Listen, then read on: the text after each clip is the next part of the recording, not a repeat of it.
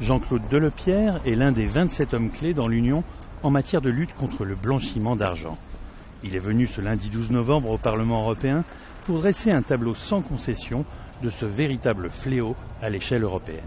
On a affaire à un phénomène qui est galopant. On peut le voir aujourd'hui avec une crise financière qui le rend de plus en plus dangereux, mais qui est finalement aussi une bénédiction pour tous ces milieux-là. Tout le monde cherche de l'argent et qui en a, ce sont justement ces milieux-là. Du grain à moudre pour la commission temporaire établie sur le sujet, comme le confirme l'une de ses membres.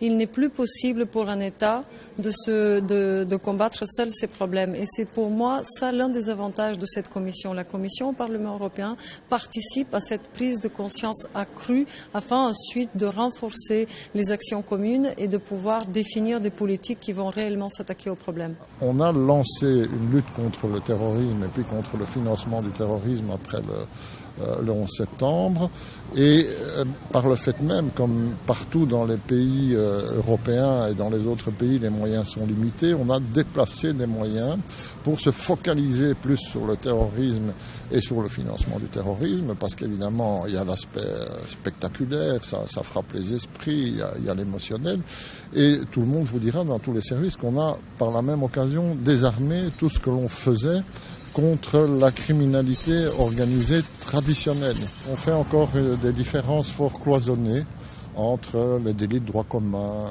prostitution, drogue, etc., alors que les organisations criminelles sont déjà passées depuis longtemps à des activités multi-criminelles. Si on continue avec un train de sénateurs et en prenant le temps de voir et de regarder, on se trouvera toujours après la survenance du cataclysme. Aujourd'hui encore, d'après les Nations Unies, seul 1% du montant total de l'argent blanchi à travers le monde arrive à être repéré par les autorités publiques.